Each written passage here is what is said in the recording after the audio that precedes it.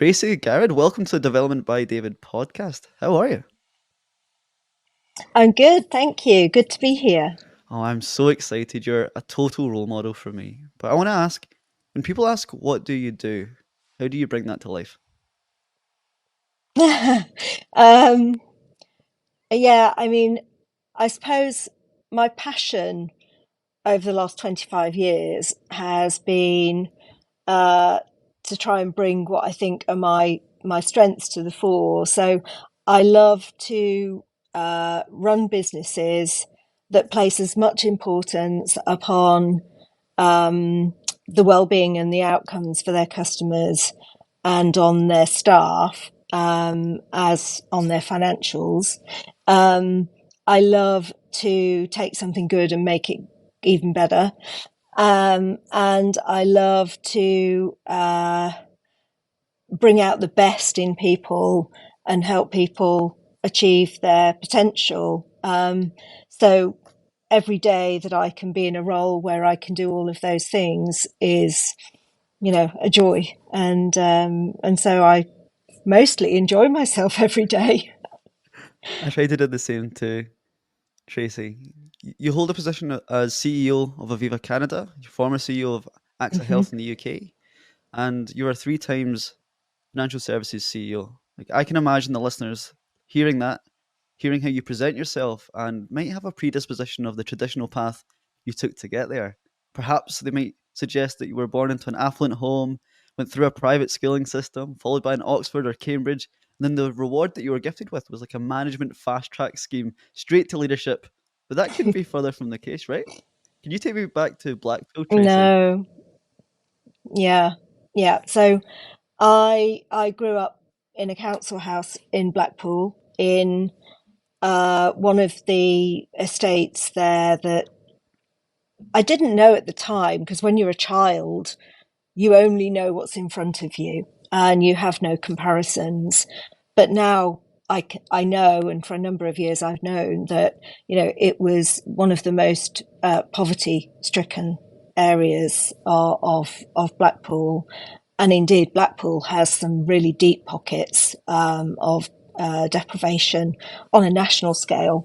But, some of the highest teenage pregnancy rates at the time, definitely some of the highest domestic abuse and alcohol consumption rates, but now also drugs. So I went to a very average local primary school. I went to a very average, at best average, senior school.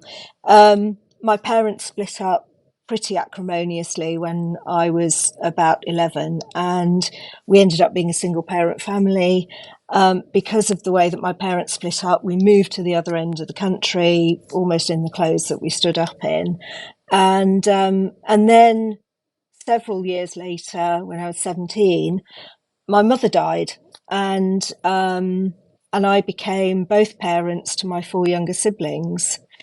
So yeah, I found myself, doing a job that I had no experience to do. I tried my best to do that for a couple of years, but ultimately found that I wasn't able to do it, and so I had to, make a very tough decision for those younger siblings to go and live with other members of the family, which they did. And then I had to find a job, and by some means, I persuaded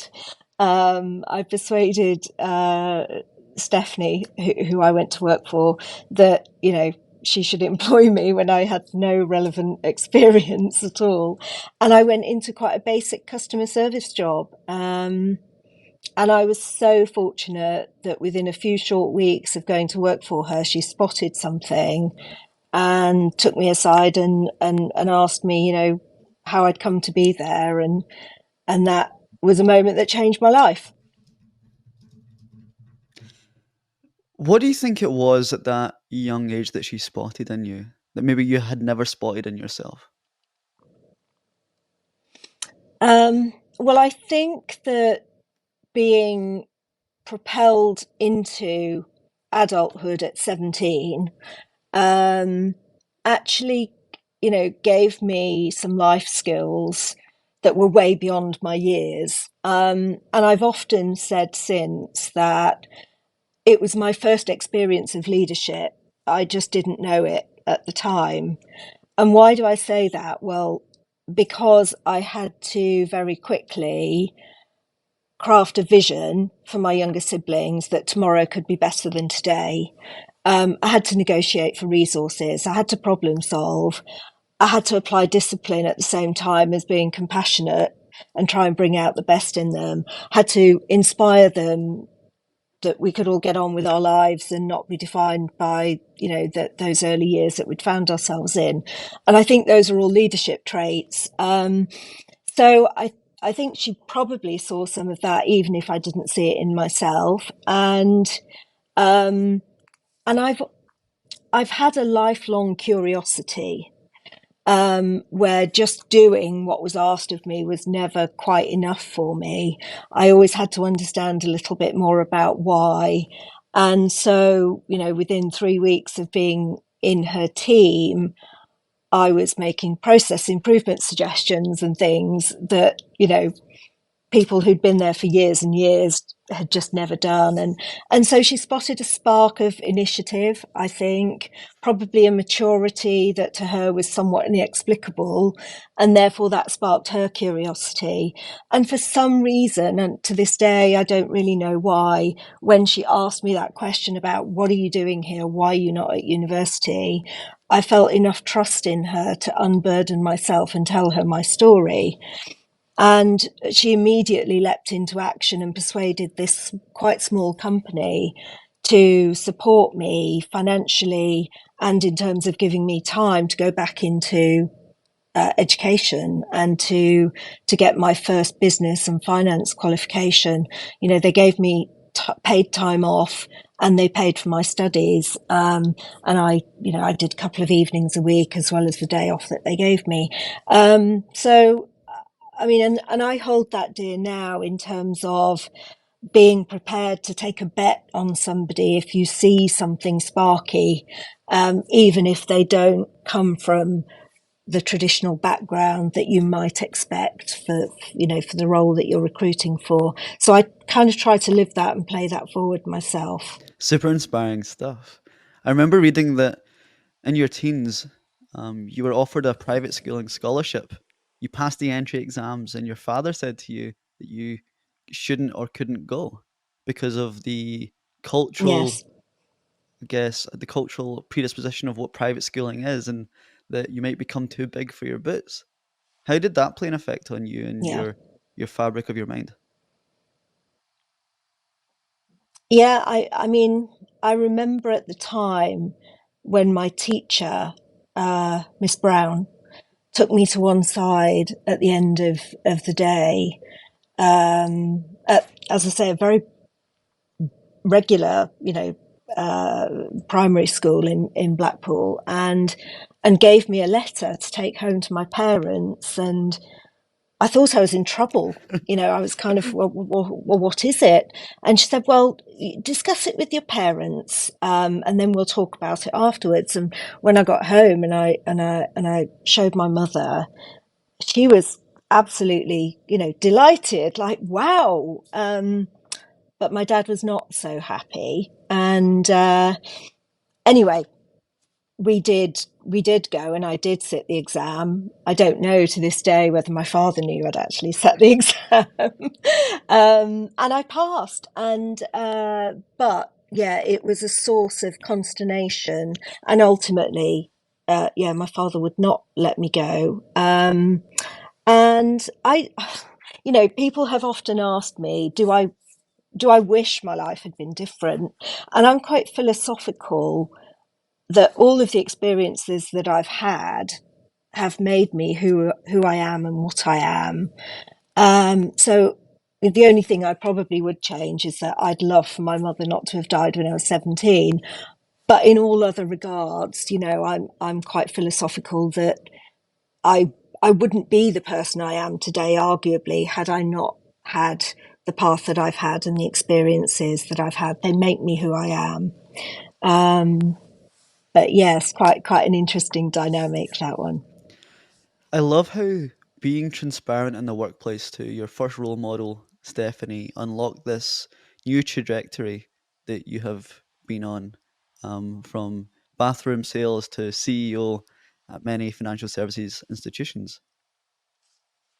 What do you think the conditions were that Stephanie gave you to be so transparent and authentic at that age? I can imagine someone from a lower socioeconomic background, especially a woman, there's much more shame wrapped around being working class and a woman than there is working class and men. Like, I've grown up very working class, but it's kind of celebrated in a way. Like, my friends work in Mm. blue collar jobs, and they love like amateur Sunday league football, and that's very much praised and appreciated, and rightly so. But I have a younger sister, and she's never spoken about class, because it's Mm. perceived in a very different way. So what I find very, very inspiring about your story, and subsequently your mentor, is that you had conditions to feel comfortable sharing that about yourself at such a young age. What do you think those conditions might be? Well, I think, being completely honest, there are two phases to this. So I was very honest with Stephanie, but as I say, it came from a position of trust Mm, and her curiosity. So, she'd observed me. She was curious about my story and what lay beneath, the superficial level. But I'll be completely honest, David, that for a lot of years I wasn't open about my background. I never lied, but nobody ever asked. And so I got a long way through my career. In fact, it was after I was appointed into my first CEO job that I really shared my background. And it was another mentor who persuaded me to do it. A mentor when I was at HSBC, who had been assigned to kind of help me with my continued personal development. Again, privately, I did share a little bit more about my background, and he challenged me to share it, more widely in the company. And I was very reluctant to do so, because by that time I'd kind of built a persona for myself, and it felt risky. And secondly, I never wanted pity for the background that I came from, and that was my biggest worry. And when I talked to him about that, he made me see it through a different lens. He said to me, "Look, think, HSBC employs 288,000 people at that time. There'll be a lot of people who haven't had the best start. They may be in a very basic job themselves. What if they could be inspired to see what's possible? Maybe think about it through that lens." And so he persuaded me to do it. And on the day that the story was published, I still remember the feeling now. I had a knot in my stomach, like, how is this going to go? But very, very quickly, there was this outpouring from people to say, you know, wow, did not know that about you. Um, Feel inspired that, with the start I've had, I could achieve much greater things, and inspiring confidence in people. And so from that point, I never regretted it.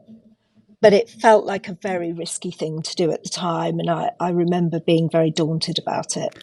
I can imagine so. Could you paint a picture for me what your industries were like as you were a junior? Were there many people like you in that organization? I know we've made leaps and bounds today in 2024, but I can't imagine it's always been so inclusive or diverse, especially socioeconomically. Yeah, I mean, in my early career, before I came into financial services, I worked in a host of different industries, including the motor industry and the shipping industry, and they were very, very male dominated. And women in those businesses largely at that time were administrative. secretarial, PAs, perhaps in HR marketing type teams. And so, for me to push through even then, but I'll be honest with you again that once I got into financial services, it never really occurred to me that I was a woman. I was just doing what I loved to do and working hard. And I never really felt like, being a woman was holding me back. I did definitely have moments where I felt like the odd one out. So, I can remember actually going to my first leadership development program, like a residential program, and it was for high potential people in a global bank. And we were at dinner on the first night, and people were talking about their ski holidays, and I had nothing to say. Um, and so I was not participating in the conversation. Nobody asked me. Nobody kind of said, well, do you not have anything to add? Because they were all just wrapped up in their own conversation. So there were definitely moments at which and probably now you'd call it imposter syndrome, but that kind of, gosh, this is not a world I'm used to at all. So I definitely had those moments. And then the reason actually that I really got the bit between my teeth, particularly on gender diversity and championing that cause, was that when I was appointed as CEO for First Direct, which was my first CEO job, the newspaper wrote a lovely profile piece, which was great. But the headline that they put on it was Mum appointed CEO of First Direct. And it really annoyed me because if it had been a man, there's no way they'd have printed a headline that said Dad appointed a CEO of First Direct. And so that was the first moment, I suppose, when I had the proper realization that, maybe this was not the norm and I was taking it too much for granted that I was, proceeding on this path. And that made me stop and reflect and think about the platform and how I would use it going forwards, both from a gender but also from a social mobility perspective. I'm absolutely shocked by that headline. That's ridiculous. Absolutely ridiculous. I guess there must be a media narrative or perhaps a population narrative that you either can focus on being a mother or focus on your career, but you can evidently do both. And it should be celebrated. It shouldn't be one in a million breakaway success and become a headline. It should be the norm. It should be empowered. It should be encouraged. And I'm so glad that you're living proof that you can do both. Yeah, and that was the cause that I kind of took up from that moment and said to myself, okay, I want to be part of changing the environment such that it's no longer considered such a novelty to appoint someone who is a wife and a mother into a role such as this. It's no longer a novelty, so that headline could never be printed again. Sadly, I think if you just look at the relative levels of scrutiny that are applied to females in senior leadership um, versus men, that playing field is still not equal yet. And then, of course, you have the dimension of not just gender but socioeconomics as well. And I think, women do have kind of a double whammy there. There's data from Progress Together, which is a body that I'm on the board of, following the City of London's task force on social mobility improvement in financial services.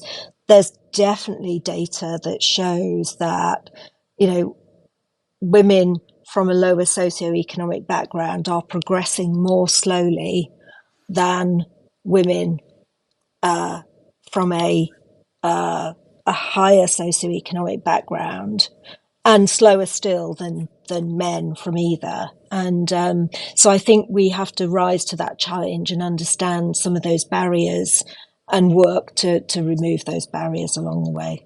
I definitely think so too. And perhaps there could be a solution whereby we encourage men to take up more parental support and paternal support and take a more active um, role in being a father and a professional. I know so many people in my organization and just older friends who are scared to take shared parental leave because of how they'll be perceived by doing that. Like they've been told it will hamper their career if they take time off. But I think if we change the narrative and empower men to take up more of that responsibility, we can then empower more women to focus on their careers and step into leadership and be role models just like yourself. Yeah, and I think there are two aspects to this. Firstly, I think society has to shift. There's got to be a societal shift in expectations, such that it is just as acceptable, expected that a man will take an extended period of leave when you have a change in your family as a woman. That is not the case today. By default, it's expected it will be the woman. Um, and then I think also uh, people in relationships have to also think about domestic sharing of responsibilities. And it's one of the things that I probably coach and mentor women about most is that, again, there's empirical data out there from any of the studies. McKinsey have a particularly good annual report that shows that the amount of time that a woman spends on domestic caring responsibilities directly correlates with a slower rate of progression in their career, despite their capabilities, despite all of the benchmarking of their potential. That still is a differentiator. And so until we get to a point where it is more the norm for those domestic responsibilities to be more equally shared, and after all, in most relationships, it takes two to actually, produce the child in the first place, or then why should there not be more of a sharing? So it's one of the things I coach most to say, look, have an honesty of conversation about what your aspirations are out of your lives, plan for how you will both progress your careers in complement with one another and possibly not at the same pace at the same time, and think about the ways in which you can support one another. I've been married 33 years. It seems to have worked for me. But it's not always an easy conversation to have. Thank you for that, Tracy. That was super inspiring and super tangible advice for both employers and employees. You spoke about that you only became so transparent in your first leadership role, your first chief executive officer role, and you kind of wrestled with imposter syndrome prior to that. And I really think imposter syndrome is a signal to yourself that you're acting out of kilter of your true, authentic persona. I often compare sharing your socioeconomic background for the first time like a coming out story, in a way, because you then tap into this true personality that you've been kind of disguising for so long. We look at social mobility as perhaps the indication of how well earned someone is, and that looks we kind of travel the autobiographies of someone who's came from a council estate and then earned six figures or held X leadership role, and we then think that they've solved for social mobility, but in fact there's so many fractures that we don't see. There's lots of qualitative insights that we don't see of someone who has been from a lower socioeconomic background and progressed in an organization and earned more. Given the fact that you shared your story in your senior leadership role for the first time, did you feel any sort of ephemeral, emotional effects of finally being your true self? Oh, yeah, it felt like I'd taken off a great big concrete overcoat. Again, it wasn't immediately obvious to me. It wasn't an in the moment, but over a period of a few weeks, I, yeah, I just, I always felt that I I'm going to be found out, you know. It's and so to have the relief that was gone, and then once that happened, I would say I really started to embrace my difference and to think about the ways in which I could use it productively to bring a different perspective. Um, and so that was kind of the magic, when the magic started, if you like, in terms of me really feeling that it was something I could actually, productively make use of. Um, so that was a journey, probably in the few months afterwards. And as I say, I've never regretted it since. But it was definitely a cliff edge moment. Yeah. Have you then subsequently connected with other either employees or other leaders in your field or beyond your field on your shared experience of social mobility? Have you seen anyone else step forward and share their story? I have, and as I said, I'm on the board of Progress Together, and that board generally is made up of people like me, people who have overcome, a quite challenging start in some ways, have come through a non-traditional route.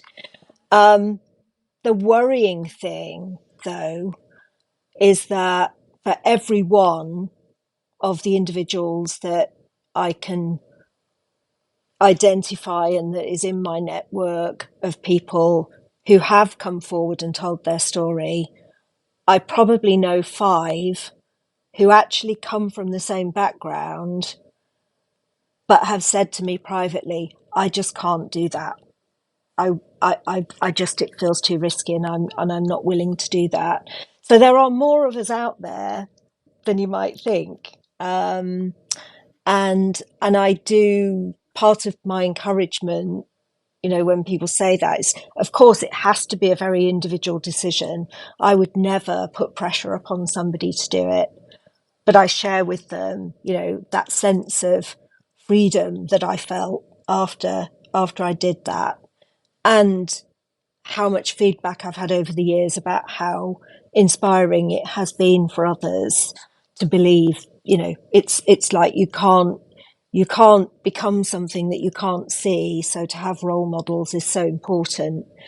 But there are an awful lot of people who have achieved a certain level of seniority despite that start, and then just, are not willing to shatter the illusion of that persona that they have created for themselves. And I think part of that comes from maybe appearing to have been inauthentic, or maybe appearing to have been disingenuous. Where I have had conversations with people on that, and I've said, don't attach too much to it. People will understand why. You can give it its context. Don't let that hold you back. But I think some people still do, and that's their choice. And I understand that too. I totally do, Tracy. And this podcast serves to exist that purpose, to use origin stories as a self development tool. Sharing my story has changed my life. I really believe you can escape competition by being authentic because no one can outdo you at being you. Hmm. Hmm. Given that you've been on this amazing transformative journey, I would love to ask you how your life has materially changed, both intrinsically and extrinsically, by being on the path that you have. I'm not asking how much you earn or what your salary is, but I'm just asking Mm. how different is your life materially now than it was however many years ago when you first joined the bathroom sales company. Yeah, more than I ever could have imagined, and I I genuinely have pinched myself moments. You know, whether it's when I've found myself talking in Parliament, or at Buckingham Palace, or my freedom of the City of London. There are so many things, experiences that I've had.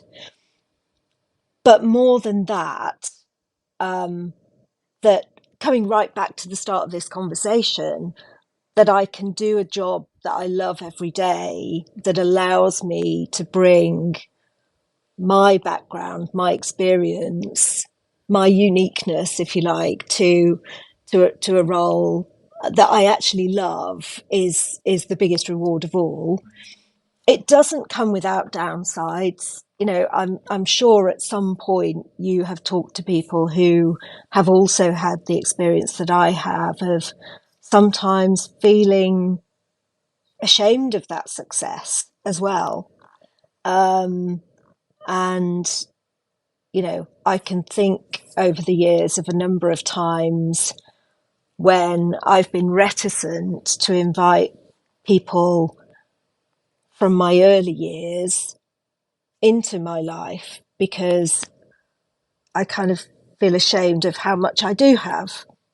Um, and I know that's not unique to me because I've had that conversation with a few other people, and it may sound bizarre, but it's that kind of, because I never would want to feel showy or feel like I was,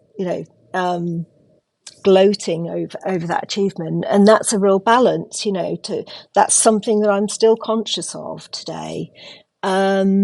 So yeah, I pinch myself so many times for all the opportunities and experiences that I've had. But I also try very hard to balance and to give back in recognition you know, of how many great opportunities I have had and to pay that forwards. I love that you're paying it forward, and you're paying it forward by coming on this podcast, Tracy. I love the point about social mobility guilt or like survivor's guilt. It's strange that we conceal our identity for so long until we finally feel comfortable to share it. And then when we attach ourselves to that background and then go back to our old communities, we'll then conceal our new identity to those people. It's like a strange paradox, but I often call it like the social mobility moat of loneliness. Like you have new tastes and traits Mm-hmm. that make you a new character, more interesting, more insightful, more academic, perhaps. So you don't really relate to your old friends, but you definitely still don't kind of relate to the new ones, and you're kind of straddling this middle ground where you have lost connections either way, and it is pretty difficult. But then you find other people who are on the exact same boat as you or in the same moat as you, and you kind Yeah, of connect with them. And you can only do that by being authentic and sharing your story within the workplace. And I'm so glad that you yeah, empower that message too, Tracy.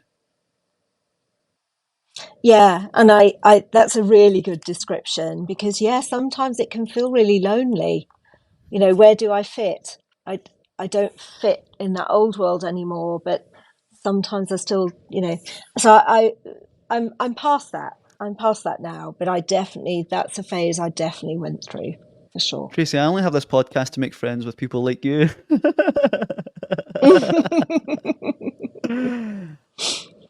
How do you maintain a work life balance when leading such a profitable and well employed company? Well, I think it's really important to know what's important to you. And I kind of made reference earlier that, I'm 33 years married. I have to the same person. I have a daughter who's 30 and a son who's 26. Um, and quite an extended family. So I, I use this phrase, which my husband laughs about: big rocks, little rocks, and sand. And so in my life, I try to put the big rocks into my diary first.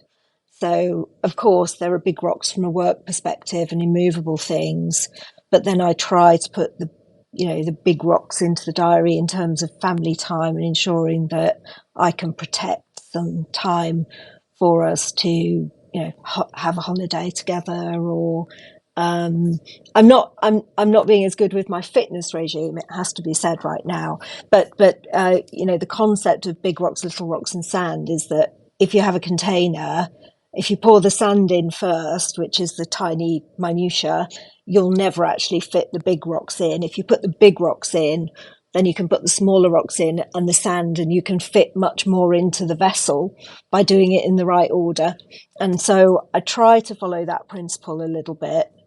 Um, I'm a, I, on a very practical level, I just put things into my diary, even if it's personal time to do things, because then I hold myself accountable to fulfilling what's in my diary, as opposed to just letting it drift and thinking that I'll make the time along the way.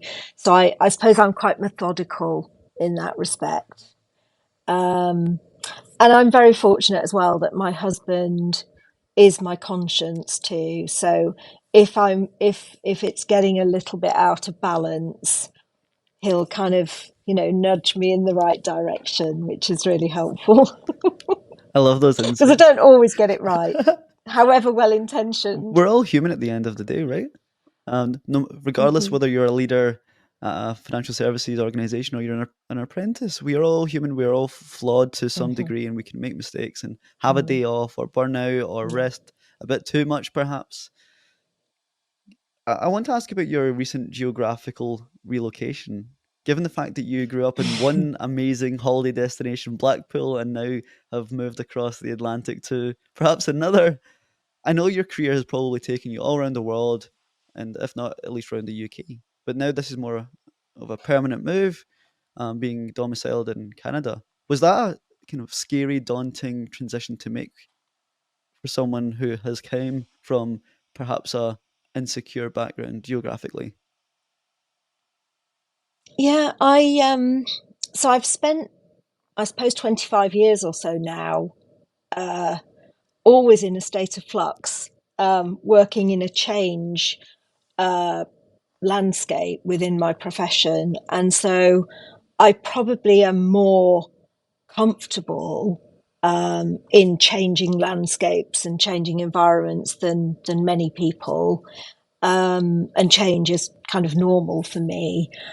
It was a very deliberate decision this time. So I did my almost 5 years with AXA, and knew I was ready to move on to my next thing. And it was back to the point about, those domestic life aspiration conversations.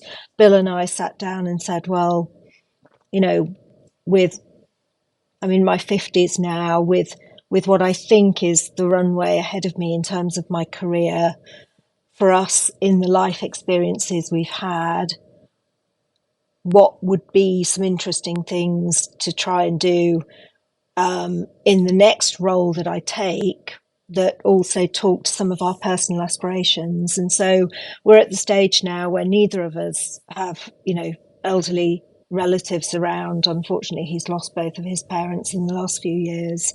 I obviously lost mine a long time ago. Um, both of our children are grown up. They've got, a degree of independence. And so one of the things that I lighted upon was, well, maybe now is the time to go and see a bit more of the world and do a proper overseas posting. And so, yeah, I let it be known that that was something that I might be interested in. It would always have to be the right role in the right company and everything else. But all other things being equal, definitely I'd be open to international opportunities. And because I've referenced in this conversation my curiosity.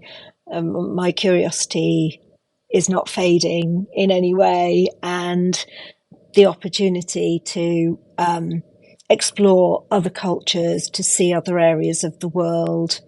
Um, you know, yeah, that's something that I've always loved to do, and to be able to do that whilst uh, learning in a business environment, to have the combination of a personal adventure as well as a professional growth just seems, too good to miss. Oh, that's amazing.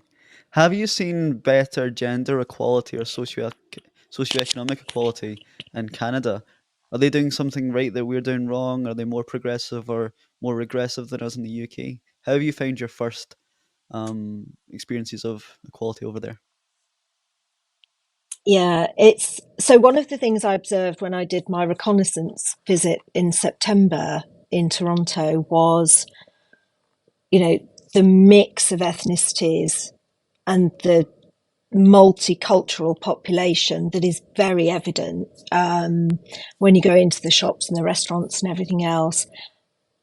I have been somewhat surprised in the business environment that it's not as well represented as in the population as a whole. So I think in Aviva Canada, actually, we have a great record. We're one of the leaders. We have 48, almost 49% of our most senior roles are females, and our ethnicity mix is about 35%. So I feel very proud of that. But in the environment more generally, I would say there's still a lot to do to ensure that, particularly the Indigenous population, are better represented. The Indigenous population, I think, are estimated to be about 9% of the population, but they're really represented in management and leadership roles in business only to a degree of about 1%. So there's definitely a gap to fill. Wow. Definitely a gap to fill there.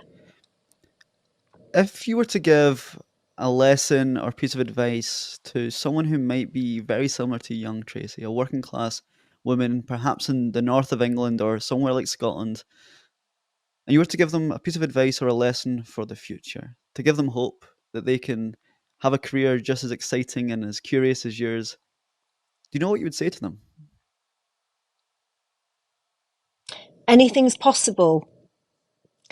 Um, and and that, I think, is what has been my driver, because with every role opportunity that I managed to talk my way into, and in the early years I did talk my way into them, but then I delivered. My confidence just grew massively, to the point where I would say, well, look what I've already achieved from where I started.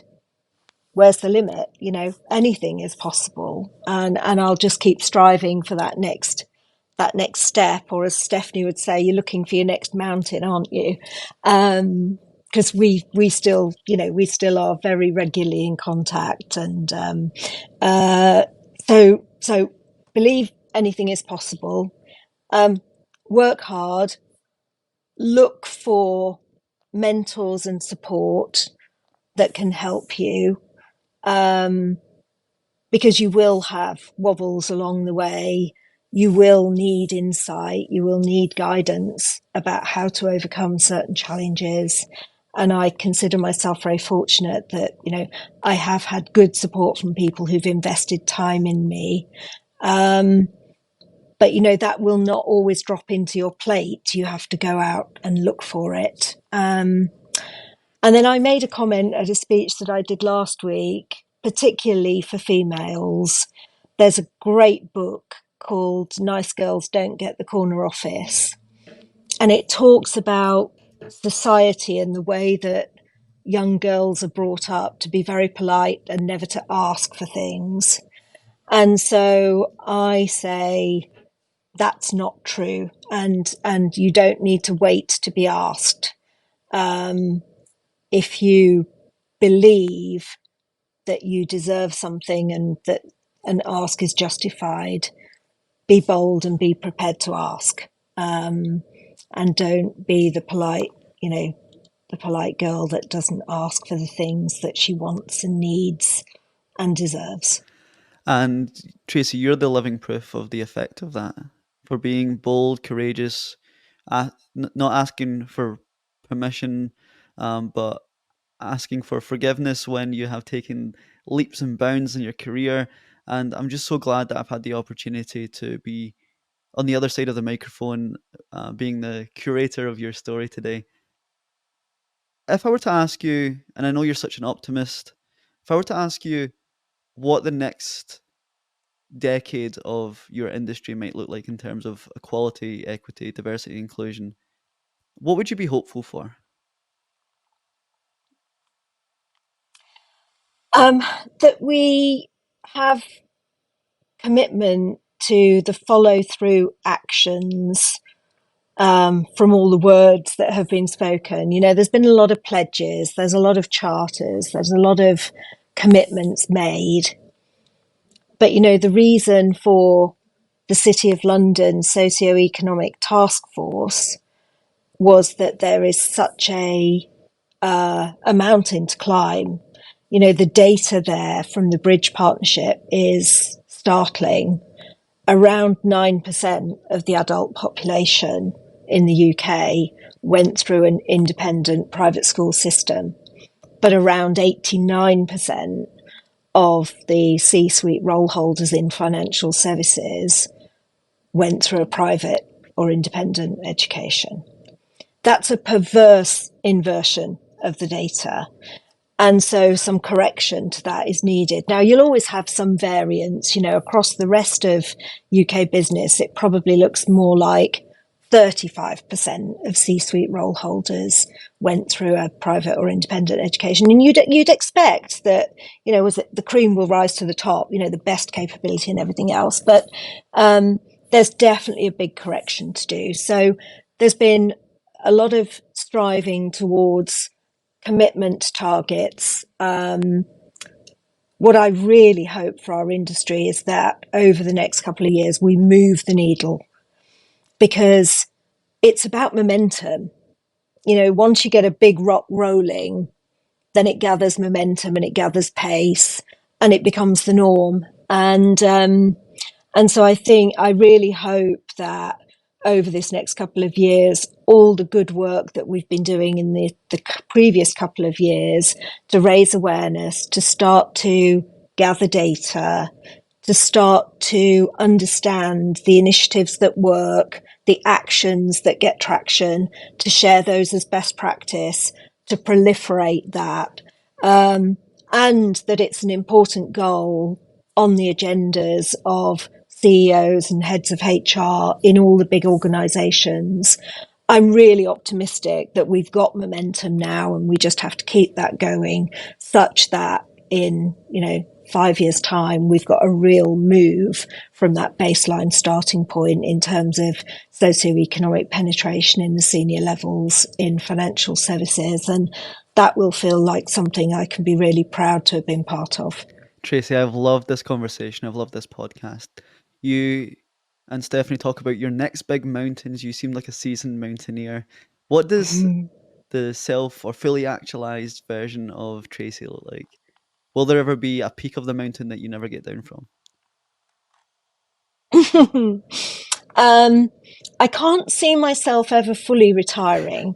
You know, my husband and I have talked about that a few times. I think, you know, this is clearly, you know, a big job, and it's going to take me a few years to get this one licked.